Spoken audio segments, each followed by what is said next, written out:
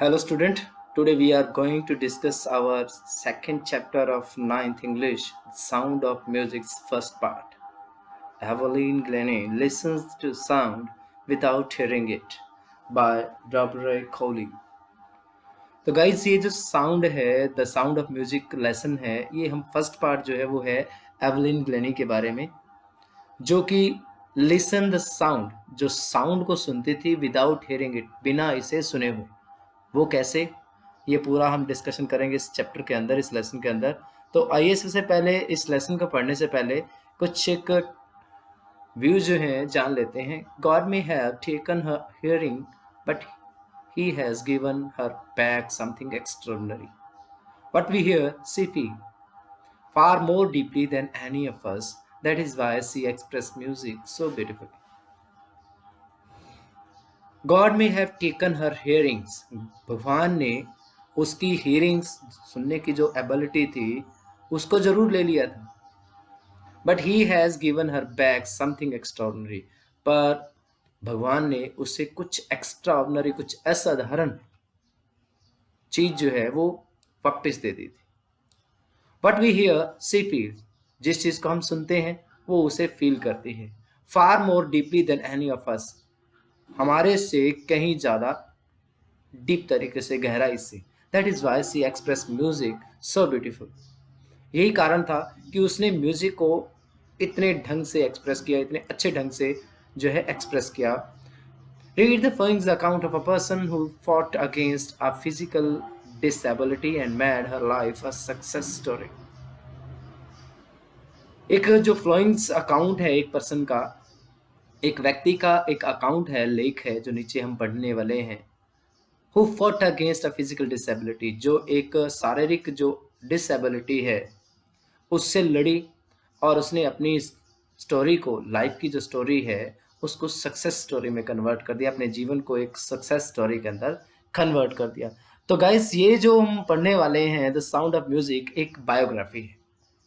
Biography guys वो होती है जिसे किसी के लाइफ के बारे में कोई अदर पर्सन जो है वो मेंशन करता है, और दूसरा होता है ऑटोबायोग्राफी। ऑटोबायोग्राफी किसी की जीवनी जो खुद व्यक्ति लिखता है अपने जीवन के बारे में। रास्तार्स crowd jostled for position on the underground train platform.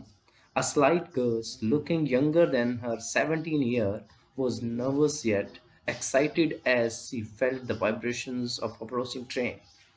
It was her first day at the prestigious Royal Academy of Music in London, and daunting enough for her teenager fresh from a Scottish farm. But this aspiring musicians face a bigger challenge than most. She was profound deaf. तो guys जो है इसमें हम पहले थोड़ा सा word meaning को देख लेते हैं। रश आवर्स, जब भीड़ भड़ाका होता है उस दौरान जो क्राउड है वो जोस्टल करती है। जोस्टल मीन्स एक दूसरे के साथ धक्का मुक्की करती है। किस लिए? अपनी पोजीशंस को, प्लेटफॉर्म के ऊपर अपनी पोजीशन को सेट करने के लिए भीड़ भड़ाके वाले टाइम में क्राउड जो भीड़ है वो एक दूसरे के साथ धक्का मुक्की करती है ट्रेन प्लेटफॉर्म के ऊपर अपनी पोजीशन को सेट करने के लिए। A slight girl, slight mean छोटी दुबली पतली सी लड़की, लुकिंग यंगर देन हर 17 ईयर्स, उसकी एज कितनी है? 17 ईयर्स। तो 17 ईयर्स की जो उसकी एज है उससे वो कैसी नजर आती है, उसकी कंपैरिजन वो कैसी नजर आती है? यंग नजर आती है, उसकी कंपैरेटिव युवा नजर आती है, जवान नजर आती है। वो nervous yet excited as she felt the vibration of approaching train. Approaching, coming close, नजदीक आती हुई ट्रेन को वो वाइब्रेट करते हुए, वाइब्रेशन को महसूस करते हुए वो क्या है? नर्वस हो जाती है, एक्साइटेड हो जाती है। नर्वस है, गंभीर है, फिर भी क्या है? एक्साइटेड है। It was her first day at a prestigious Royal Academy of Music. तो गाइस ये उसका प्रेस्टिजियस जो रॉयल एकेडमी है उसमें उसका, प्रेस्टिजियस मींस फेमस, फेमस जो रॉयल एकेडमी है म्यूजिक की जो लंदन के अंदर है वो उसमें उसका ये पहला दिन है। Daunting enough for any teenager fresh from a Scottish farm, Scottish girl है वो, डरी हुई है। इनफ फॉर एनी टीनेजर, दूसरे टीनेजर की कंपेरेटिव ज़्यादा डरी हुई है। Fresh from a Scottish farm, जो कि स्कॉटलैंड के किसी फार्म से अभी निकल के आई है। But this aspiring musician faced a bigger challenge, than most. पर ये जो एस्पायरिंग म्यूजिशियन है, ये प्रेरणा स्रोत जो म्यूजिशियन है, जो संगीतकार है, इसको क्या करना पड़ा, बिगर चैलेंज जो है फेस करना पड़ा, सामना करना पड़ा दूसरों के बजाय। क्यों? She was profoundly deep. Profoundly deep means पूरी तरह से वो क्या है, डीप है, सुन नहीं सकती। Evelyn Glennie's loss of hearing had been gradual. Her mother remembers noticing something was wrong when the 8-year-old Evelyn was waiting to play the piano. They called her name and she did not move. I suddenly realized she hadn't heard. Say, Isabel Glennie. For quite a while, Evelyn managed to conceal her growing stiffness from friends and teachers, but by the time she was 11, her marks had deteriorated and her headmistress asked her parents to take her to a specialist. Evelyn Glennie's loss of hearing, Evelyn Glennie की जो hearing को loss करने की जो process थी, वो ऐसा नहीं था कि वो एकदम से उसकी जो सुनने की क्षमता है वो चली गई थी। ये ग्रेजुअल थी। ग्रेजुअल मीन धीरे धीरे, ग्रेजुअल का मीन धीरे धीरे थी ये। Her mother remembers noticing something was wrong when the 8-year-old Evelyn was waiting to play piano. उसकी माँ जो थी, जिसका नाम है इसाबेल ग्लेनी, क्या है गाइस, इसाबेल ग्लेनी जो है, उसकी माँ ने ये नोटिस किया जब 8 years old, कब नोटिस किया, जब 8 year की थी वो, और वो पियानो प्ले करने की वेट कर रही थी, जबकि उसका नाम जो है मैनी टाइम अनाउंस किया गया था। Suddenly realise she hadn't heard. अचानक उसे एहसास हुआ कि उसने इसे सुना नहीं। Says Isabel Glennie, Glennie Isabel Glennie यानी उसकी माँ जो है एवलिन ग्लेनी की, वो कहती है कि शायद उसने तब अचानक महसूस किया कि उसने सुना नहीं। For quite a while Evelyn manage to conceal mean होता है छुपाना, हाइड करना, हर ग्रोइंग डिफनेस, उसकी बढ़ती हुई जो हियरिंग की जो डिफनेस थी, जो उसकी सुनने की जो क्षमता थी, उसको उसने कंसील करके रखा, मैनेज किया उसको फ्रॉम फ्रेंड्स एंड टीचर्स, अपने फ्रेंड्स से और टीचर्स से। उसने कुछ समय तक तो एवलिन ग्लेनी ने अपनी डीपनेस की जो ग्रोइंग डीपनेस थी उसको कंसील करके रखा अपने फ्रेंड्स और अपने टीचर्स से। But by the time she was 11, पर जब वो 11 ईयर की हो गई, हर मार्क्स हैड डेटेरियोरेटेड। डेटेरियोरेट मीन्स उसके मार्क्स के अंदर कमी आने लगी। एंड हर हेड मिस्ट्रेस, और उसकी हेड मिस्ट्रेस, उसकी मुख्य अध्यापिका ने अर्ज हर पेरेंट्स, उसके पेरेंट्स से अर्ज किया to take her to a specialist, की उसे किसी विशेषज्ञ के पास, एक विशेषज्ञ के पास ले जाने के लिए उसके पेरेंट्स से अर्ज किया, अपील की। It was then discover that her hearing was severely impaired as a result of gradual nerves damage. impaired means weakened, कमजोर हो गए। इट वॉज देन डिस्कवर, तब ये बात पता चली कि हर हियरिंग वॉज सेवरली impaired, कि उसकी जो हियरिंग है वो पूरी तरह से इम्पेयर हो गई है, कमजोर हो गई है, as a result of gradual nerves damage. Gradual धीरे धीरे जो उसकी नर्व्स जो डैमेज हो रही थी, उसी की वजह से उसकी जो हियरिंग है वो इम्पेयर्ड हो गई थी, वीक हो गई थी। तब ये बात पता चली। They were advised that she should be shifted fitted with hearing aids and sent to a school for the deaf. They were advised means जो एवलिन ग्लेनी है उसके पेरेंट को एडवाइस दिया गया that she should be fitted with hearing aids, कि उसे क्या कर देना चाहिए, उसको hearing aids जो सुनने वाले यंत्र होते हैं वो उसको लगा देने चाहिए, और उसे कहाँ भेज देना चाहिए, उसे एक डीफ के स्कूल में भेज देना चाहिए, गूंगे बहरों के स्कूल में भेज देना चाहिए। एवरीथिंग सडनली लुक ब्लैक, अचानक सब कुछ काला काला हो गया। से एवलिन, ये जब बात एवलिन ने सुनी तो एवलिन कहती है कि ऐसा सुनकर मुझे ऐसा लगा जैसे सब कुछ काला काला हो गया, मेरे लिए घोर अंधेरा छा गया। But Evelyn was not going to give up. She was determined to lead a normal life and pursue her interest in music. One day, she noticed a girl playing a xylophone and decided that she wanted to play it too. Most of the teacher discouraged her, but percussionist Ron Forbes spotted her potential. He begins by tuning to large drum to different notes. Don't listen through your ears, he would say. Try to sense it some other way, say Evelyn. Suddenly I realized I could feel her higher drum from the waist up and the lower one from the waist down. Phoebus repeated the exercise, and soon Evelyn discovered that she could sense certain notes in different parts of her body. I had learned to open my mind and body to sound and vibrations. The rest was sheer determinations and hard work. But Evelyn was not going to give up. Give up means छोड़ने वाली. पर Evelyn उनको छोड़ने वाली नहीं थी. अपने जो म्यूजिक की जो उसकी एबिलिटी थी, म्यूजिक की जो उसकी लगन थी, उसको छोड़ने वाली नहीं थी. सी वॉज डिटरमाइंड. वो पूरी तरह से डिटरमाइंड थी, दृढ़ निश्चय वाली थी to lead a normal life. एक नॉर्मल लाइफ व्यतीत करने के लिए उसने पक्का मन बना लिया था. And pursue her interest in music. Pursue means continue, जारी रखा उसने, जारी रखा अपना इंटरेस्ट किसके अंदर, म्यूजिक के अंदर. One day she notice a girls playing a xylophone. एक दिन नोटिस किया एक लड़की को जाइलोफोन प्ले करते हुए, बजाते हुए. And decided that she wanted to play it too. और उसने डिसाइड किया कि वो भी उसे बजाना चाहती थी. Most of the teacher discouraged her, but percussionist Ron Forbes. Percussionist तबला वादक, जो तबला बजाने वाला होता है उसको क्या बोलते हैं, percussionist. Percussionist. Most of the teacher discouraged her. ज्यादातर टीचर्स ने उसको डिस्करेज किया, उसको हिम्मत को कम किया. पर जो परक्यूशनिस्ट था, क्या नाम था उसका, रॉन फॉरबेस, स्पॉटेड हर पोटेंशियल. उसकी जो पोटेंशियल थी, उसकी जो एबिलिटी थी, उसको स्पॉट किया. He began by tuning two drums, large drum to different notes. उसने दो जो बड़े ड्रम हैं उनको डिफरेंट नोट्स के ऊपर, डिफरेंट सुर के ऊपर बजाना शुरू किया. Don't listen through your ears, he would say. उसने कहा अपने कानों से मत सुनो. Try to sense it some other way, इसे किसी और तरीके से समझने का प्रयास करो, से एवलिन. एवलिन ने कहा suddenly I realise I could feel the higher drum from the waist up. अचानक उसने कहा कि मैं जो, ये कई क्वेश्चंस भी आपको रिवाइज होगा कि जो उसने हायर ड्रम था उसने कैसे सेंस किया नोट्स को. तो हायर जो ड्रम था वो उसको कहाँ से, from the waist up.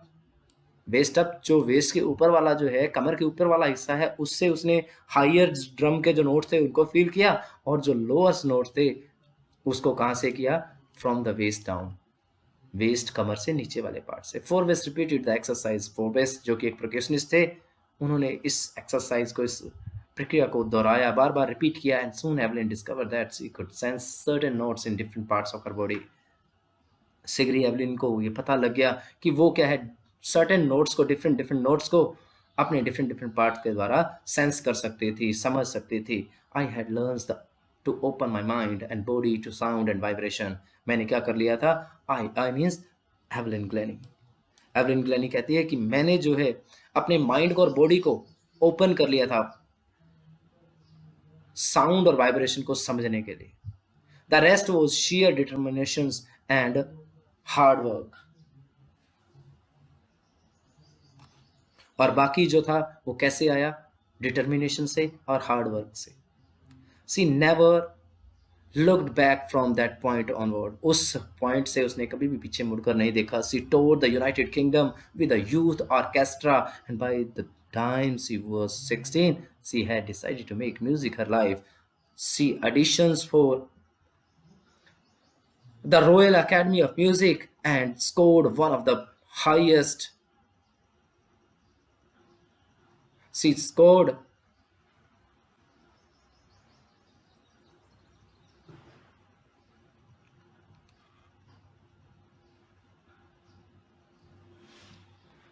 one of the highest marks in the history of the Academy. She gradually moves from the orchestral works to solo performance. At the end of her 3-year course, she had captured most of the top rewards. She never looked back from that point onward. उस point के बाद, उस घटना के बाद उसने कभी भी पीछे मुड़कर नहीं देखा. सी टूर द यूनाइटेड किंगडम. उसने किसके भ्रमण किया, किसकी टूर किया उसने, यूनाइटेड किंगडम का। किसके साथ? विद अ यूथ ऑर्केस्ट्रा, एक युवा ऑर्केस्ट्रा। ऑर्केस्ट्रा होता है ग्रुप ऑफ म्यूजिक पर्सन, जो म्यूजिशियल होते हैं उनके ग्रुप के साथ उसने यूनाइटेड किंगडम का भ्रमण किया। And by the time she was 16, और तब तक वो 16 साल की हो गई थी। She had decided to make music her life, उसने म्यूजिक को अपना लाइफ बनाने का डिसाइड किया। She auditions for the Royal Academy of Music, उसने एक छोटी सी परफॉर्मेंस दी रॉयल एकेडमी ऑफ म्यूजिक में। And scored one of the highest marks in the history of academy, और उस एकेडमी के इतिहास में सबसे उच्च जो मार्क्स हैं वो स्कोर किए, अर्जित किए। She gradually move from orchestral work, उसने धीरे धीरे अपने आप को ऑर्केस्ट्रल वर्क से ग्रुप से सोलो परफॉर्मेंस के अंदर कन्वर्ट कर दिया। वो ग्रुप के साथ गाने के बजाय, ग्रुप के साथ म्यूजिक बजाने के बजाय अकेली परफॉर्म करना चाहती थी। उसने अपने आप को अकेले परफॉर्म करने में मूव किया। At the end of her 3 year course, अपने 3 साल के कोर्स के बाद, she had captured most of the top rewards, उसने टॉप जो रिवार्ड हैं उन्हें कैप्चर कर लिया था, अर्जित कर लिया था, अपने अधीन कर लिया था। And for all this Evelyn want accept any hint of heroic achievement. If you work hard and know where you are going, you will get there. And she got right to the top, the world's most sought after multi percussionist with a mastery of some thousand instruments and hectic international schedule. And for all this, and for all this, Evelyn won't accept any hint of heroic achievement, Evelyn ने किसी भी प्रकार के जो hint हैं heroic achievement के वो नहीं दिए। इफ़ यू वर्क हार्ड, वो कहती है कि अगर आप मेहनत करते हैं, and know where you are going, कि आपको पता है कि आप कहाँ जा रहे हैं, यू विल गेट देयर, आप वहाँ पहुँच जाएंगे। And she got right to the top, और उसने टॉप के ऊपर अपनी जगह बनाई। The world's most sought after multi percussionist with a master.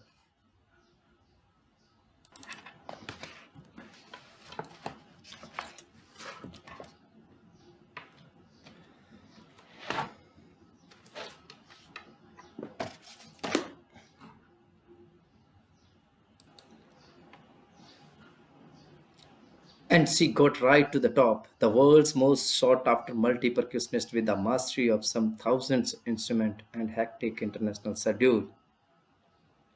संसार की सबसे अधिक मांग की जाने वाली तबला वादक, जिसने लगभग 1000 वाद्य यंत्रों पर कुशलता हासिल कर ली थी, और जिसके पास बहुत अधिक व्यस्त अंतर्राष्ट्रीय कार्यक्रम रहता था। It is interviewing to watch Evelyn function so effortlessly without hearing. In our in our 2 hours discussion, she never missed a word. Men with busy beards gave me trouble. She laughed. It is interviewing.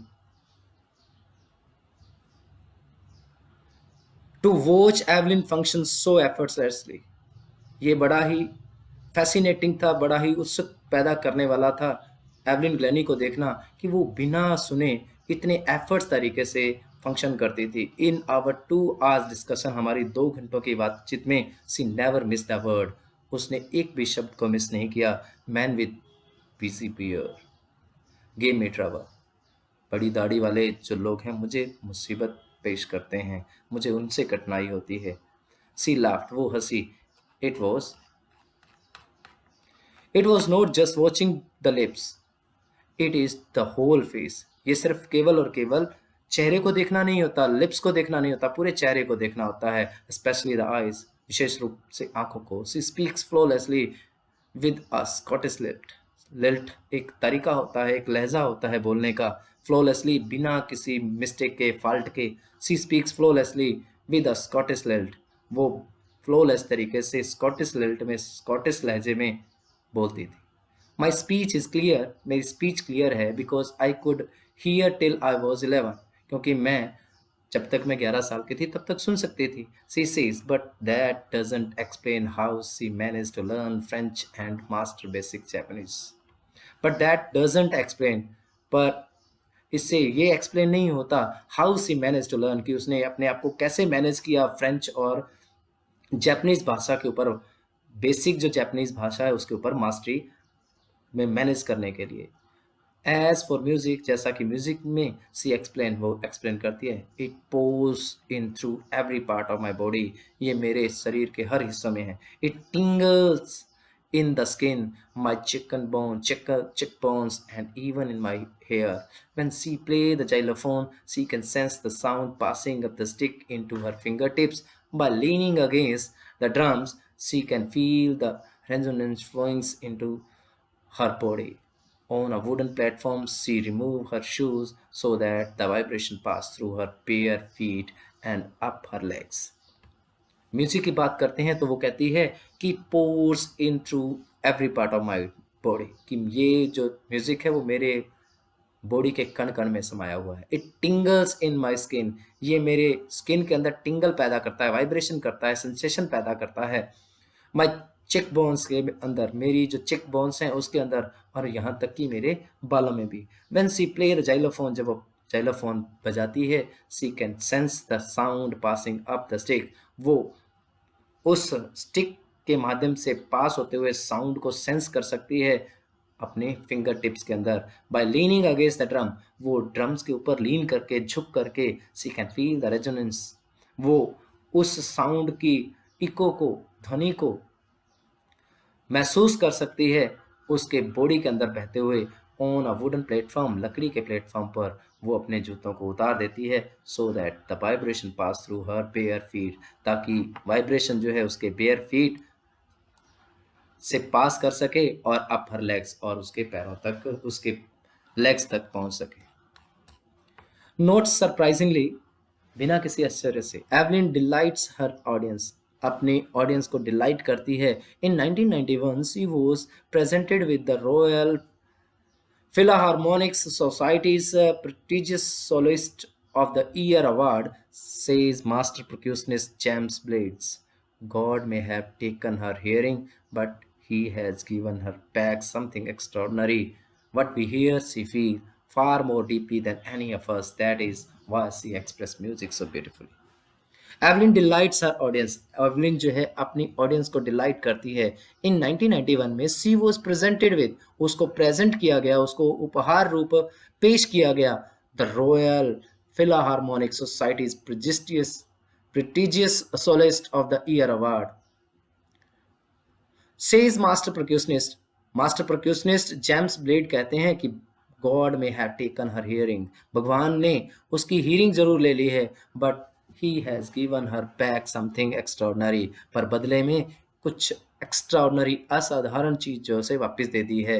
What we hear, जिसे हम सुनते हैं, she feel, वो उसे अनुभव करती है, far more deeply than any of us, हमारे से कहीं बेहतर गहराई से। That is why, यही कारण है, she express music so beautifully, कि वो म्यूजिक को इतना अधिक सुंदर तरीके से एक्सप्रेस करती है। Evelyn confessed that she is something of a workaholic, Evelyn ये मानती है कि वो कुछ ना कुछ वर्कहॉलिक है, वो हमेशा काम पर करती रहती है। I just got to work, मुझे काम करना होता है, often harder than classic musician से कहीं ज़्यादा मुश्किल, but the rewards are enormous, पर जो रिवार्ड होते हैं वो कहीं बेहतर होते हैं। Apart from the regular concert, जो रेगुलर कंसर्ट है, जो मेरे रेगुलर कार्यक्रम हैं, Evelyn also gave free concert in prison and hospital. Evelyn जो है अपने रेगुलर कंसर्ट के अलावा, रेगुलर परफॉर्मेंस के अलावा फ्री में भी परफॉर्मेंस देती है प्रिजन के अंदर और हॉस्पिटल के अंदर। She also gives high priority to class for young musician and Rachlin of the Beethoven's fund for deaf children, says.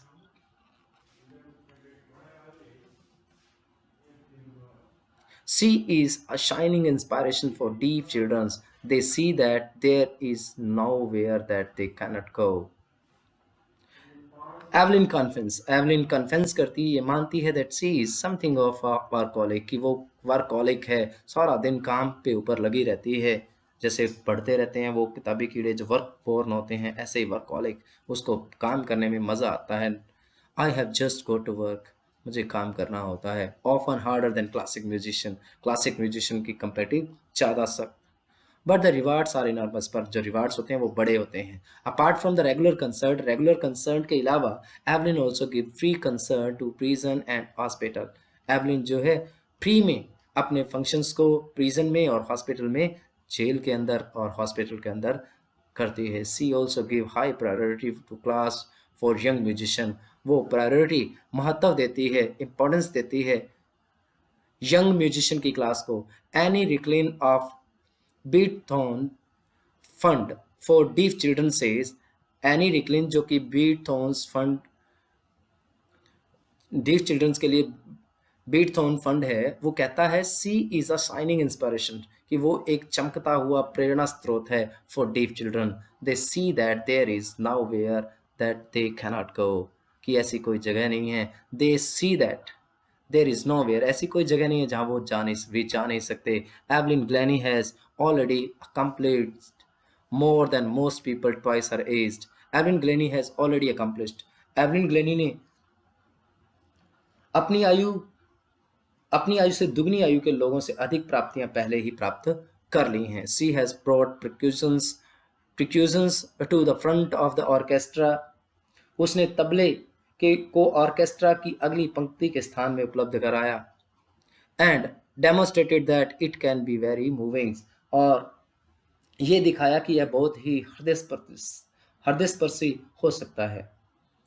C has given inspirations to those who are handicapped, उसने उन लोगों को inspiration दी जो कि handicap थे। People who look to her and से, वो लोग जो उसे देखते हैं और कहते हैं if she can do it, अगर वो ऐसा कर सकती है आई कैन, मैं भी कर सकता हूँ। And note the list, she has given enormous pleasures to million, यदि वह ऐसा कर सकती है तो मैं भी कर सकता हूँ, तथा विशेष रूप से उसने लाखों लोगों को भारी आनंद प्रदान किया है। इनॉर्मस प्लेजर जो है मिलियंस लोगों को प्रोवाइड किया है।